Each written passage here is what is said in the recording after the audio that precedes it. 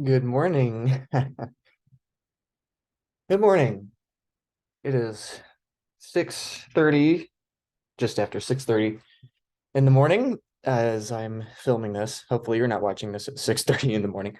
I am in Toronto.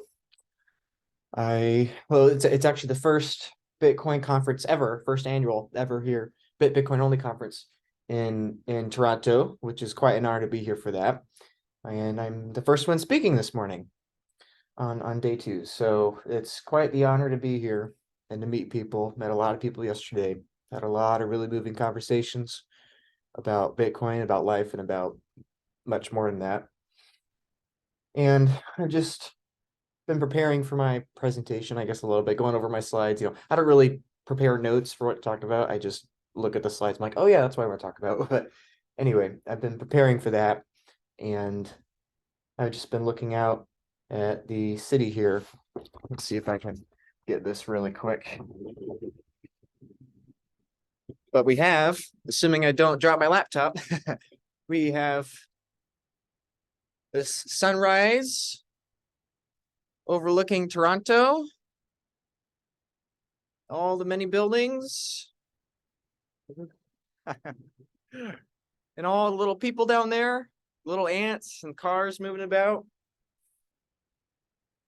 And I guess I've just been thinking, as I typically do, just about, oh, I don't know, about how um about how beautiful it is, despite the ads and despite the eyesore of construction. There always seems to be construction, but despite that, it's beautiful. And I suppose it is construction is beautiful, even if it's far too delayed with government bureaucracy. It's beautiful to build things, and I suppose that's why I am here in Toronto at all.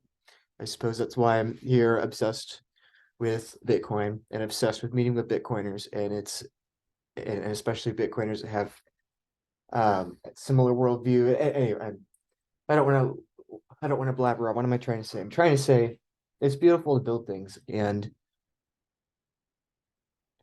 when I just think about all the effort and time that has brought us to this point in history, I'm recording this in June 2023. So it's truly amazing where for over 100 years, people have predicted that eventually this innovation would happen. 100 years, 100 years, and not even 100 years of predicting Bitcoin, but thousands of years of fiat currencies and other kinds of currencies just cycling over and over and over. Every single time humans take control, humans corrupt it, humans destroy it, and humans rebuild, and humans corrupt it, humans destroy it again and again and again. And it is almost miraculous, if not miraculous, that this orange thing, I'm not wearing my orange tie, but I have my orange tie here, is seems to be something that changes that.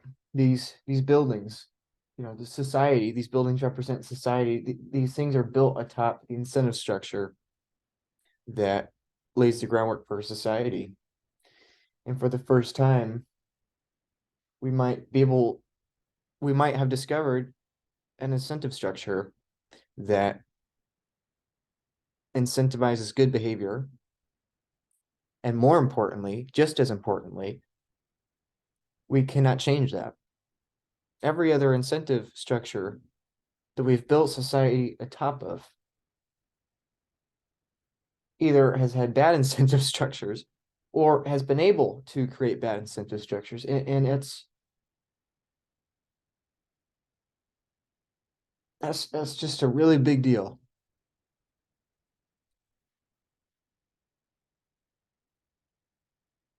You know, today,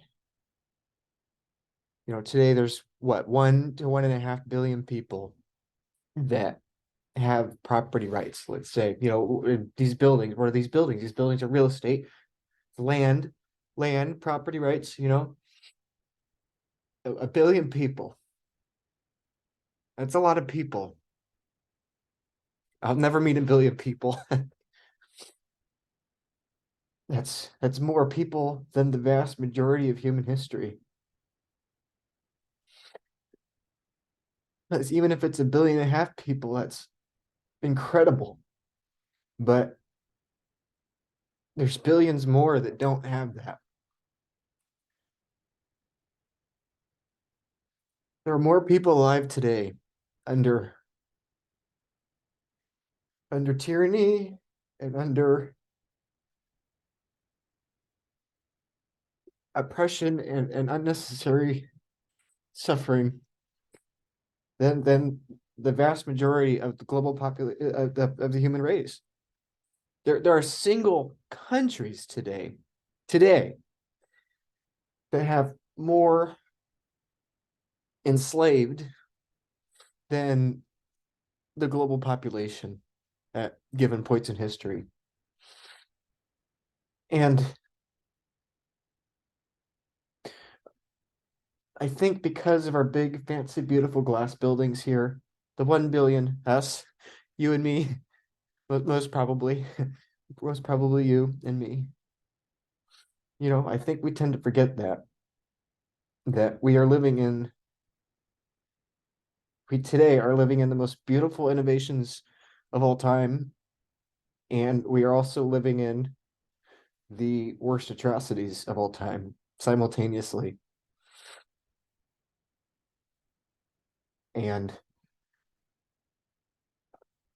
I don't see any way with the current or similar incentive structures in which that's any different in the future. I think in the future, there will only be more people, assuming we find new innovations, create new ways to build even taller skyscrapers and house more humans on the planet more efficiently. I think we'll only be more people. And I think that means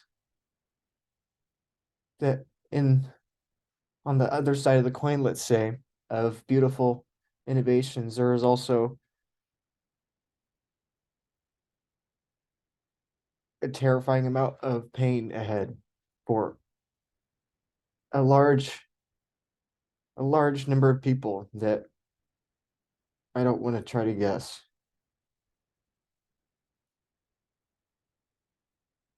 And we get to live in this moment. I get to live in this moment where I get to watch the fastest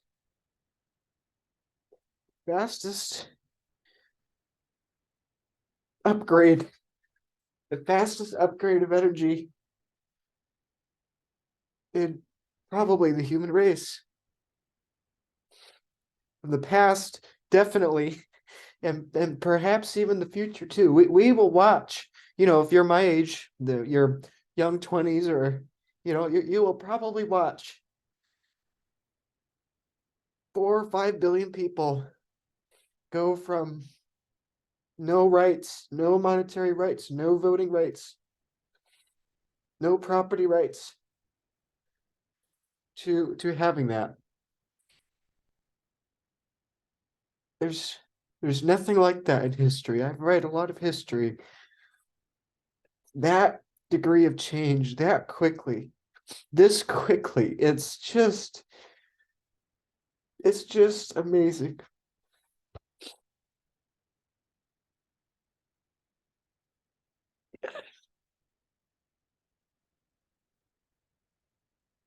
I it's so funny to me. People at the conference yesterday were so excited to meet me. In Boston, when I went to Boston a couple months ago, people were so thrilled to meet me. And a couple people, well, I don't know how many, you know, but a good number of people, they come up to me and kind of like me, they just start crying and like, Luke, thank you. Or once I have optimism, or I need a tissue somewhere. oh, such a nice hotel. I don't have any issues, but um, yeah, but it's amazing to me when people come up and they say that they're so incredibly grateful to meet me, and that I have a certain degree of optimism that has improved their life to some degree, and or improved the worldview, let's say, to some degree. And it's so funny to me when people say that, because it's like I'm honored to meet them.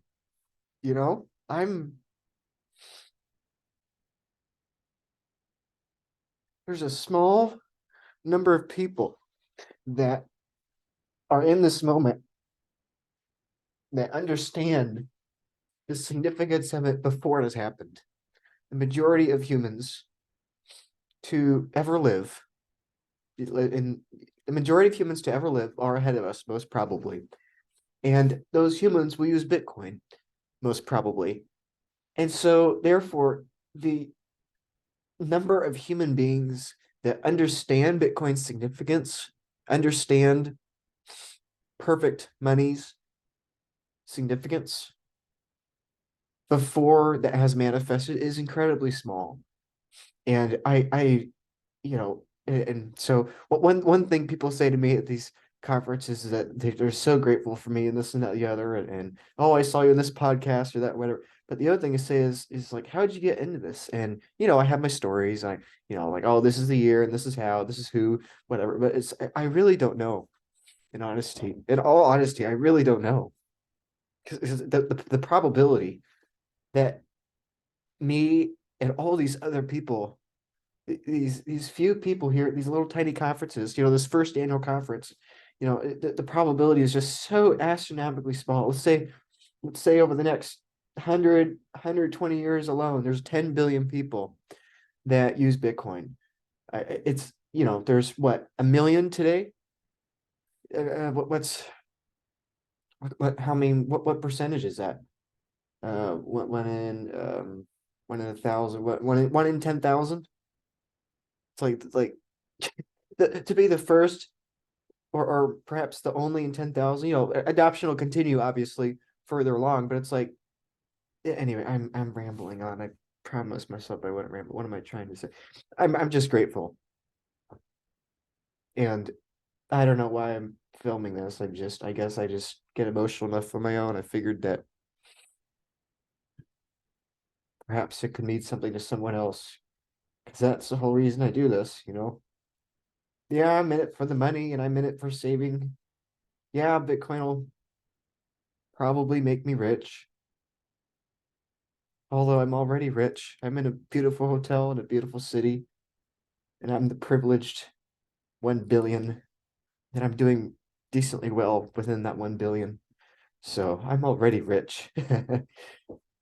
And Bitcoin will probably make me much, much more rich, but only because Bitcoin only increases in value because it's designed to be that protection against confiscation, that protection. That's the beautiful thing. It's the lowest risk and the highest upside.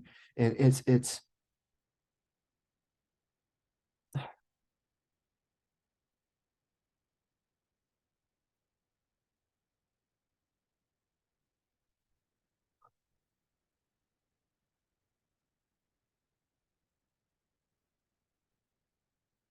I'm just really proud. I'm just really proud of the people in the space. I'm really proud of the supporters of Bitcoin. I just am, and I'm just so grateful. You know, People online like to call me names. I got my fair share of haters, and for every hater I have another 5 or 10 doubters, let's say, or skeptics, or people that think I've gone off the deep end, and perhaps I have. I've accepted my fate. Either I am completely delusional and I have lost my sanity, or the probability is pretty good that I'm at least directionally correct, along with everyone else. It's also probably directionally correct, you know. And even if we're not, even if we're wrong, it's the right thing to do. one shot principle, yada yada yada. It's like, Bitcoin's the best shot, and we may not get a second shot, or at least maybe not easily, or maybe not for a long time. And so I don't put my faith in Bitcoin. Bitcoin is an incentive structure, and you don't fix the corrupted nature of the human heart with an incentive structure. You don't purge hatred from a man's heart by having the society make better laws to not murder. The sin is still there, the corruption is still there. And likewise, even if we built a utopia, we would still have that problem inside it. And the even more moving thing than thinking about the kind of society that we built atop of a sound incentive structure is meeting people here that understand that it's not, that building a better society is not enough. And meeting people that understand that that's really what means the world to me. Because if we build on Bitcoin and we build a society atop of that incentive structure, and we don't understand that the real problem is in here and in here, then we have built in vain. We have built a farce. We have built fake morality atop of sand instead of a rock. And so it's going to be a beautiful day. A new dawn, so to speak, rising up above the city in the same way in this era of chaos and misinformation, as much as I hate that word, and lies and distortion and truth and corruption. The world is just so in so much need of truth and so much need of hope, obviously, as Bitcoiners like to say, but that just means a lot to think that I'm fortunate enough that God put me here, that I get to witness one of, if not the fastest energy upgrade to the human race. And I get to be a small part of that this early and know that even though it's this early, it's this probable, and know that the less early it becomes, only the more probable it becomes. And it looks really, really probable right now. Yeah, it's just amazing. I'm so fortunate to be that 1 in 8 on the planet today. That's the wealthy 1 billion people, here in the US and Canada and the West, let's say. I'm so fortunate to be in that group, and I'm just as fortunate to be in that 1 in 1,000 or 1 in 10,000 that is working for this thing this early. And I get to meet the other people. It's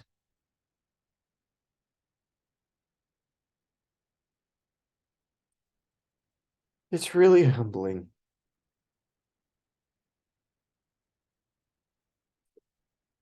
So yeah, when I get haters or when I get critiques or when I get doubters, I mean, people ask what keeps me motivated. People ask how, it's that's why.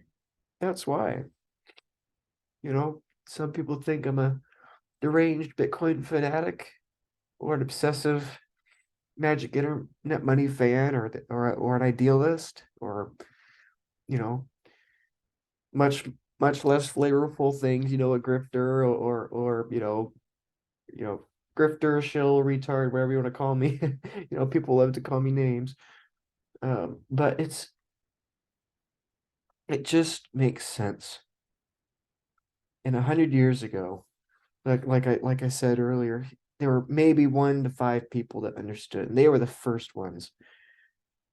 And now there's a million or so, maybe a little more or less, I don't know, but million to 10 million. I don't think there's 10 million, but somewhere around there probably.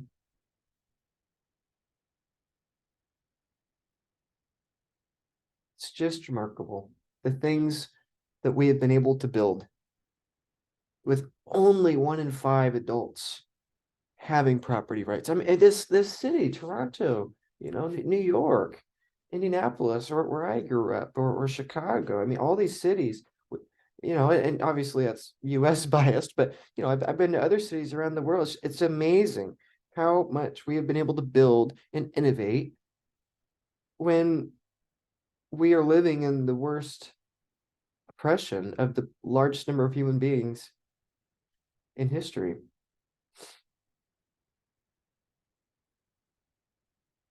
And so, what could happen if we were to increase the total number of humans in our world that were able to actually contribute over a long term? Like, how much more could we do? How many more lives could we save? How much suffering could be reduced? It's incalculable. I don't know a way to calculate it. I've tried. Unfortunately, those things don't get the clicks or the views, but you know, now everyone wants to click on price. Nobody wants to think about how many lives this is going to save or change. But I get it. I get it. It's again, it's incentive structure. Everyone has their own incentive. It's Bitcoin will save those lives because it's in everyone's own self-interest to adopt it, to defend it, and to grow it. Even if they're not a passionate, insane person like me, even if they're greedy, even if they have a heart that hates their neighbor, it's their incentive to defend Bitcoin. And that's how I know that it'll work, because I know that humans are always going to have a certain amount of hate to them. I mean, that's the gospel, I suppose. That's the need for salvation there. But anyway, I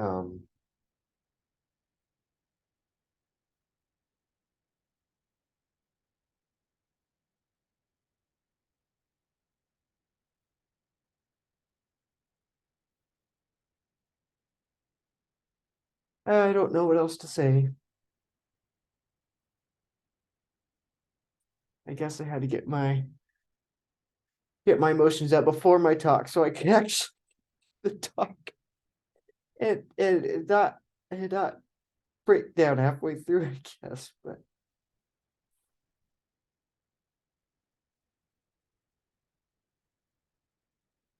I'm not a big crier, but when it comes to this, when it comes to Bitcoin, and when it comes to thinking about just how much positive change could occur and how probable it is I just can't help it.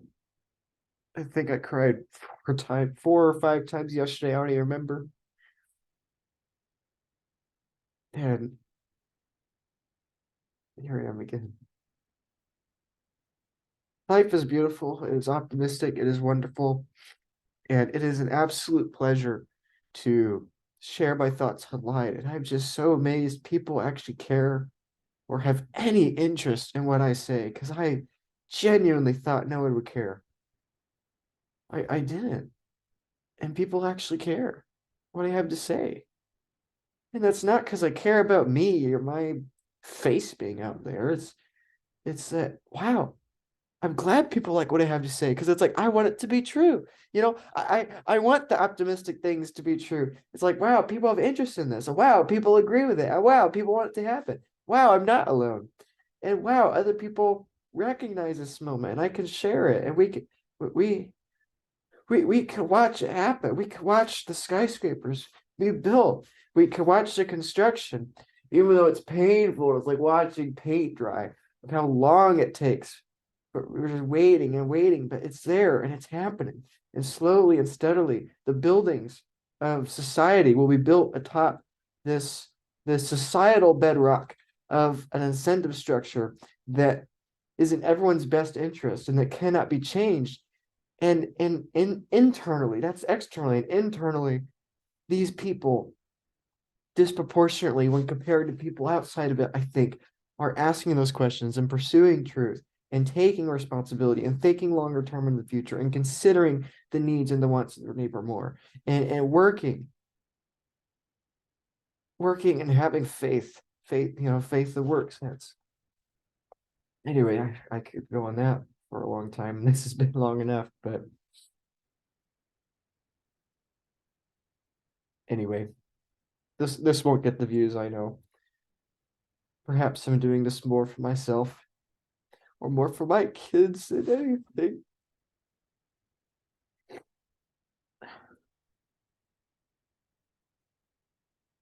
Man, I don't care if I lose all my money.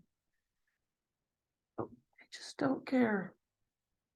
And that's the funny thing with those people that think I've lost my mind, or even worse, they think I'm trying to scam people. It's just like they don't get it. I don't care. I don't care about the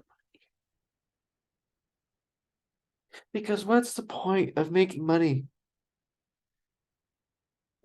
while knowing that if you don't fight for this thing, that the probability your kids will have a worse future is just a little higher. I mean, what's the point of saving money if it's not for your kids? There is no point. If you're not going to give it to others, you're not going to save it to others, and you can't give it. There's no point. I don't need to make money in this. I don't need to. I probably will, but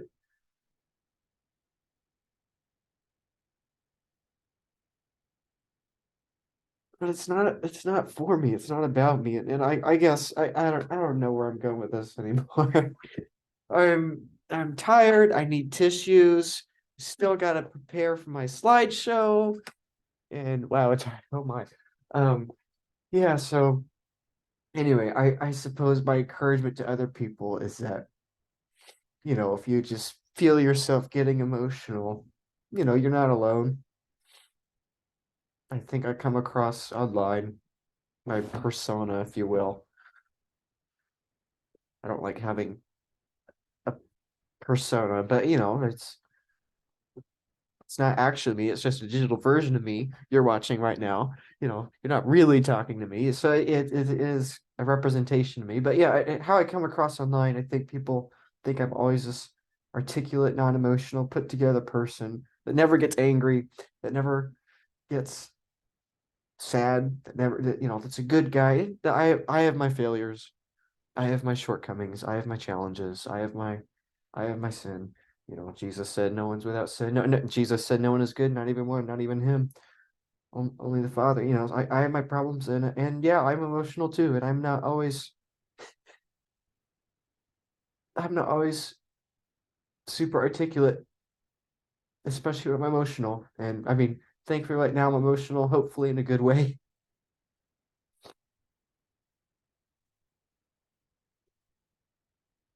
So yeah, I'm glad I came to Toronto. I'm glad I'm here at the first ever conference. It's pretty cool. It's pretty cool. That's awesome. The first one. I can't imagine. I can't imagine watching. Yeah, the best is yet to come. Hopefully, in this age, I know the best is yet to come in the coming age. But it's optimistic that in my lifetime and in my kids' lifetimes, I'll probably, hopefully, the pains and the atrocities and this disgusting, evil, tyrannical depression will be so foreign to my kids that I'll have to explain it to them in the same way I have to explain Bitcoin to people today, in the same way people don't believe me today about Bitcoin. I hope my kids don't believe me of how many people were killed or starved or oppressed in my youth where I am now. I hope they don't believe me. And if that's the case, then I'll be this weird person in history between two eras where in my younger years people didn't believe my optimism for the future, and in my older years people won't believe the horrible things that I've through. So anyway, I hope I'm that weird one. between these two eras, let's say. That's my hope, because I mean, what is the alternate? There is no alternate. History is clear. When society's built atop an incentive structure that becomes corrupted, and that incentive structure inevitably declines at an exponential pace over the course of decades and years, eventually, sooner or later, we will have World War III. And even more terrifying, we'll have World War IV and World War V.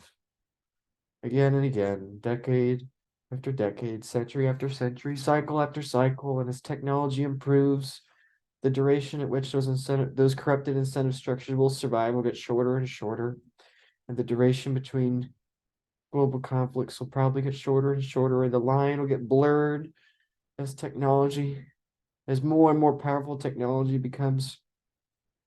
Anyway, it's not good. It's not good.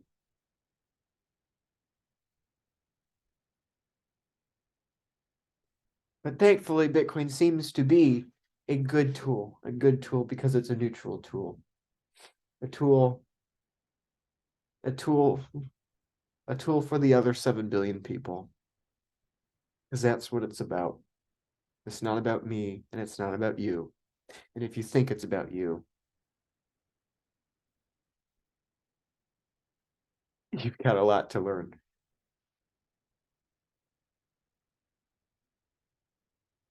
We all have a lot to learn.